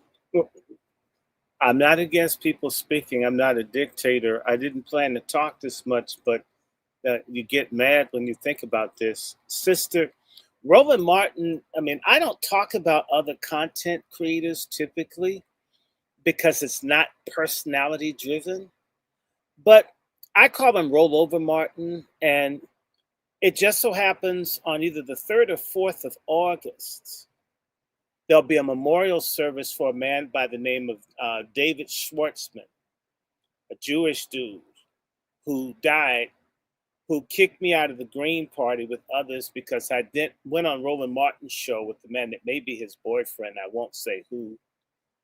And I was asked questions, and I told him I called Obama Ofaga. Okay, Roland Martin told me they don't bother. I went on Roland Martin's show, and I was real, right? And of course, I got in trouble. I don't care. I do it again. Roland Martin is a fraud. And if you ever see the movie The 10 Commandments, there's a character played by Edward G. Robinson called Dathan. Dathan is described in the Bible, in the book of Exodus. He's a traitor, servant of Pharaoh who's against the Hebrews. And in every effort that Moses had to free his people, Dathan was trying to get them to go back to Egypt and be slaves. This is who Roland Martin is. Roland Martin is in the Greeks, and I just did an interview with me. And if you follow me on the Angry Blackman's book club, I told people like you, sister, in fact, if you want to show your voice, you need to talk to Giselle on here. I'd say to everybody this year, we've been trying to find people. My head's there. Finding like-minded people is very hard when you're Black. But we need to get people to start crashing things like the Congressional Black Caucus. We need to start going to things like the NABJ thing, like that dude, Jamal Green, who went after Roland Martin at the NABJ. We don't go after these people, but it's even better. We should be going after the Greek letter organizations. The backbone of Roland Martin is Alpha Phi Alpha. Roland Martin has no real legitimacy. He's not that great a journalist. Roland Martin almost destroyed the Defender newspaper up in Chicago. People in Chicago don't like him. A lot of people think that he's like Obama. or OFAG, as I say. I mean, people don't have the, but within the Beltway and within the Boulay, which black people have not rejected them. If you got everybody to start complaining about Roland Martin's channel on YouTube to see if you could get his ass off, people do it to me. Why don't y'all do it to him? Find out who backs his show. Threaten their business. This is what white people do. I mean, I grew up with racist, Nazi type white people. And so I got a master class in what you do when you don't like people. The Alpha Phi Alpha, they have a headquarters in New York or somewhere. What people really should be doing, and you're a woman, is encouraging people to quit Alpha Phi Alpha. In fact, you could go out and ask, if you're a man and you slept with Roland Martin, please contact me. And post that shit up there. Do you think Roland Martin, do you think Roland Martin's marriage with his wife is real? Just asking. You didn't say, you can't accuse me. See, black women used to do that. Black women used to shame people. Sisters used to hold people accountable. Then all of a sudden, sisters started supporting illegals and gays and everything bad, baby killing. Jeans and shit. Yeah. I mean, so sisters need to go back. Black women used to hold shit down. Yes, you could get 4 or 5 women together, committee of women, and start looking at people. And if you speak for black folks, let me share something with you. Al Sharpton, the woman, y'all need to reach out to the lawyer that got gang raped at Al Sharpton's birthday party back in 2013 with Viagra that Al Sharpton paid for.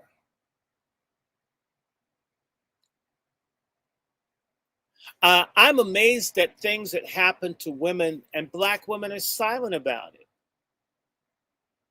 Black women don't look out for black women anymore. They're more fascinated with shit that happened to black men, and they're feminists. Why can't sisters start advocating for women and girls?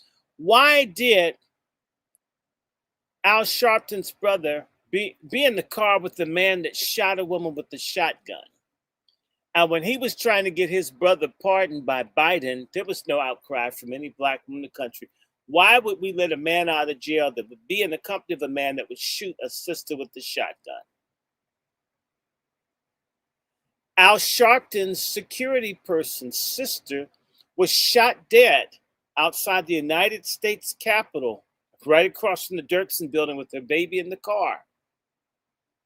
Al Sharpton never said anything about it. There's all this stuff. You should look up Al Sharpton's wife.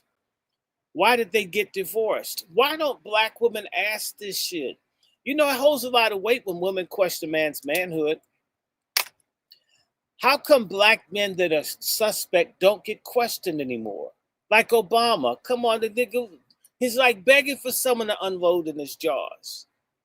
And y'all are acting like this dude is okay. I mean, I'm frustrated. I mean, I'm tired of getting mad.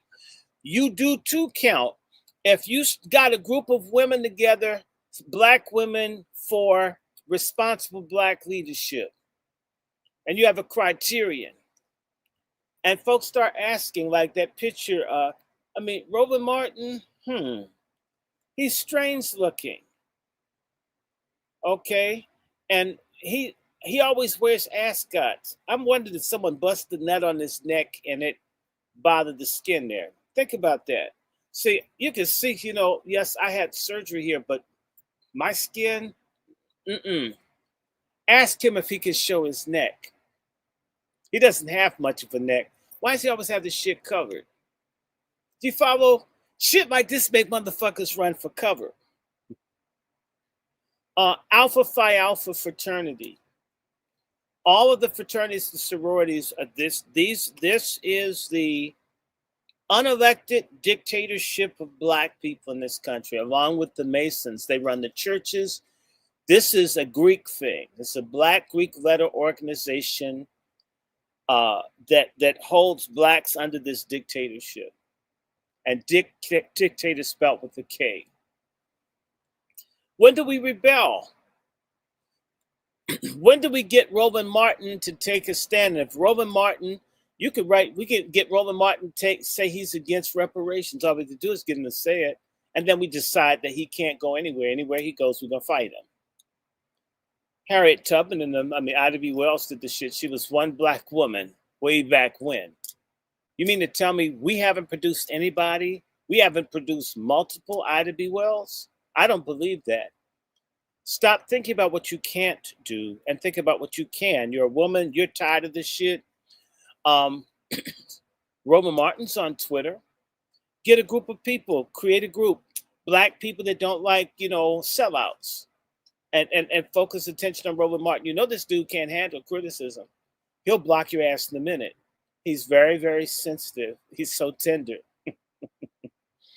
We should make these people miserable.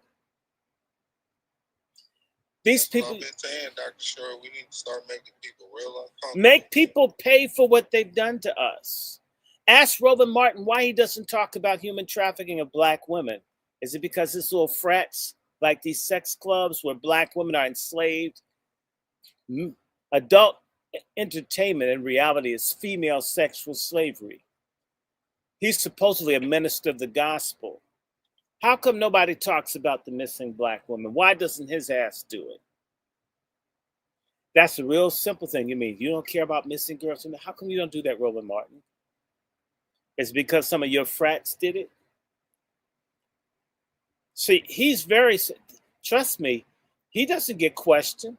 And find out which church ordained him. Demand that you defrock his ass. This nigga ain't no man of God.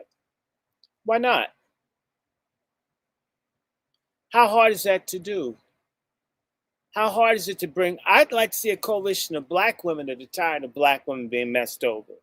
Black women are raped in the military, disproportionately raped in prison, raped in schools. Everything happens to black women. And there's no outrage. I'm angry as hell of a woman I watched get beat in 1969. I'm still angry. I still wish I could have killed that man when I was 4. It's time for sisters to get mad over substantive shit. Get mad about Roland and them not speaking up for black women that clean hotels and have the shitty jobs to get real wages. How come it's white women and others talking about $15 an hour and his bloated ass hasn't? How come the Greek letter sisters are there? The only thing they have to offer black women is to kill babies or to be gay or to hate black men. Black women are increasingly the homeless people in this country. Black women have been cut out of Section 8 and these illegals have gotten it. And some of these Greek letter people, disproportionate ones in Congress and everywhere else, have given money taken from the black community to people who rape and discriminate against us. Sister, you got everything you need. You just need to talk to some other black women and decide. A handful. The Montgomery bus boycott was started by 3 black women. Yeah, get the fuck off my platform. A bigot. No, I should be. If I'm a bigot, I hate you. Go away. Don't block his ass. Get out. Get the fuck off my platform. I love them. White folks always call people bigots and have genocides everywhere. Killing people all over the earth. You criticize some people and you're a bigot. They can support the mass murder of Palestinians and Congolese, and you say something about these sorry ass people and you're a bigot. Kiss my ass. I really mean that. In Jesus' name. White Jesus at that if you need him. So, sister, it isn't that you have too little. You have a lot. It's not used. You as a woman were born with 3 million eggs. Not that you could have 3 million babies, but you had the potential to have maybe 100. You're a woman. You're infinite from the very get-go. I don't want to hear what women can't do. I don't buy it. And I'm accused of being anti-woman and being sexist. It's bullshit. I just don't think women are very good men. And I know as a man, I'm not a very good woman. I couldn't be one. Let me let you guys go. And to all you moderators, God, I thank you. And trust me, yes, those who don't like me, please go to hell. Please. And you're going to go to hell. And never let these people, when you start talking about delineation, it doesn't only upset the tethers, it upsets white supremacists. Because if we get our shit together, it means they're going to get checked for what they've been doing to us. It's a song we sing, put your time in. I'm going to change it, put your delineation time in. Payday's coming after a while. God bless you and good night. MFM, which stands for motherfucking money, and we want every single solitary penny. And I learned today a woman, it's a Black woman that designed the image. I've always loved dimes my whole life. I never knew it was a Black woman that designed the face of the Roosevelt dime. I always thank God whenever I find a dime. Who'd have thought that's my favorite coin is the dime? It's a Black woman. All of us like dimes. Drop a dime. It's a Black woman that made the best design of the dime. I've always loved dimes my whole life. And to find out a Black woman never got credit for designing the most interesting, intricate coin that we have. Anything a Black woman puts her heart and mind to, even turning a man around, she succeeds if she's working with a good man. Just don't get with the sorry ass man. The best thing a Black woman can do is never give herself to a man that's not worthy of her.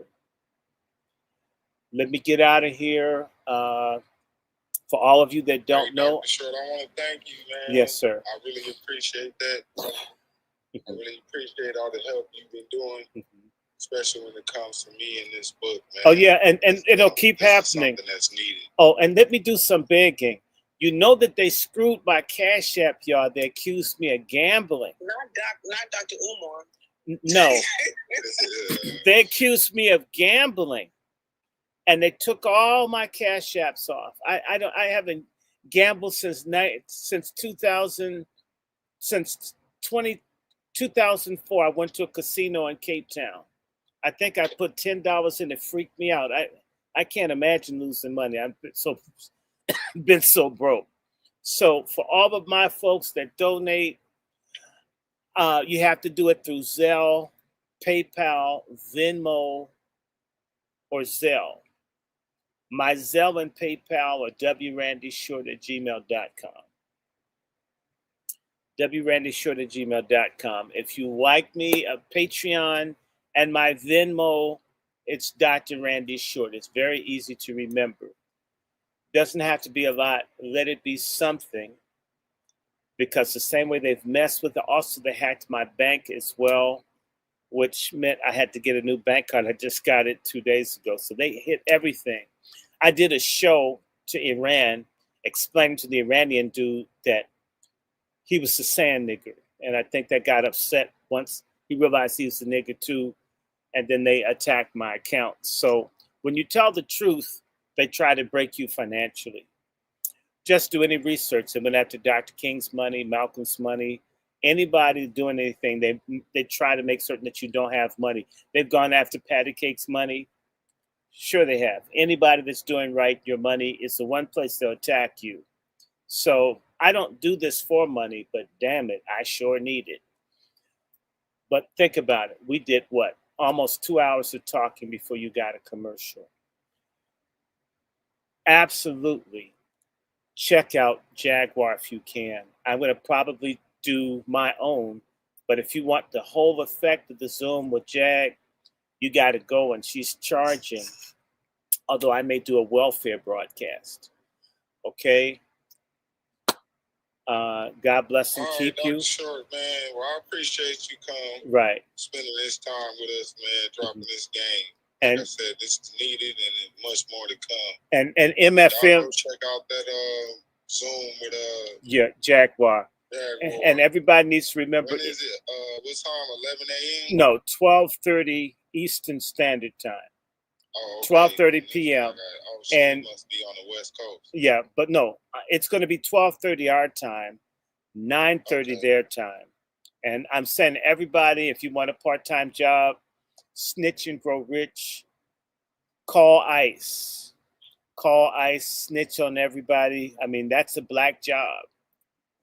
Get some of that money, put it in your hand. You got a phone, you got a home business. Snitch. Wherever you see their ass, it's Walmart. If someone looks like their ass just got up here with bed bugs, call. That ain't snitching. That's my patriotic duty. Well, yes, well, and it's my patriotic duty to report their illegal booty. And so, snitch and grow rich. Tethergeddon is going to start in October, where they're going to revoke all the visas and shit. It's going to be a great time to be foundational Black American and to be freedman. If we come together now, we're going to go far. We're going to go far. So be optimistic. And God is real. Don't let anyone tell you there's no God. Let me get out of here. Good night, everybody. Bless you. Bye-bye. I appreciate you, Dr. Short. Good night. Hey, y'all go support my brother, man, dropping all that game. Hey, so we were just touching on code number 14. Blackman understands that his dick can make or break him. Just touching on how many black men have failed, you know, It goes somewhere else, because I don't want to talk about white right women. now, what is that? Oh,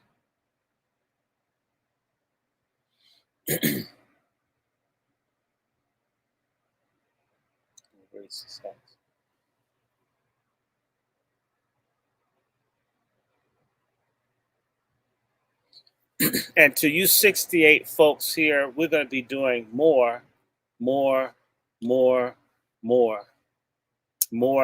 lives. I'm going to be doing more stuff with 14 codes.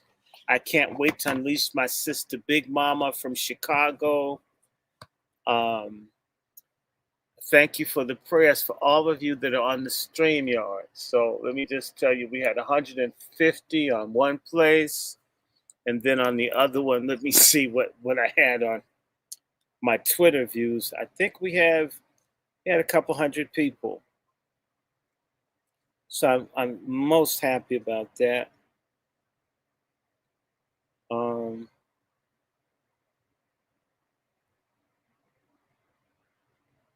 Let me tell you how many people were on there. Yes, so we had 84 people. So we had 200, and God knows how many were on this other thing. So I'm most happy. Thank you, everybody, for participating tonight. We will be doing everything we can to wake up people. We will be doing shows on Tethergeddon and Ophaga. I've got some songs. Oh my God, we've got a lot going on. And by the way, if you're in the DC area, the woman that talks about the satanic sperm, Dr. Stella Emanuel, is going to be on the steps of the Supreme Court. I'm going to leave my house right after I'm with Jag to go in and see Dr. Stella. So I want you guys to stay out there and be for real, and don't let anybody mistreat you. Don't be afraid, and please don't be like Shannon Sharp. Stop swirling. Stop begging. Stop thinking that people are better than you are. We're as good as anybody, if not greater than anyone. The only thing greater than you is God. Love and respect God. And you know what? If you treat people the way you want to be treated, and if they don't treat you right, you're within your right to defend yourself by whatever means that you have to do. Keep your head up. And I don't know, y'all got questions? Because this book is called 14 Codes. I keep saying 14 Keys, but I'm doing everything I can. He's a younger person to push people. Shit, I'm old. I'm 60. We got to get behind younger people that are speaking up. Back anybody that's younger. And we got to respect our women. Women got to respect men. You got to honor God. We're never going to get anywhere without God. We're not going to get anywhere without respect for one another. We must do this for ourselves. If we don't do that, we're dead. We can't expect other people to love us if we don't love ourselves. We can't expect to be respected if we don't respect ourselves. Everything is based on what we do.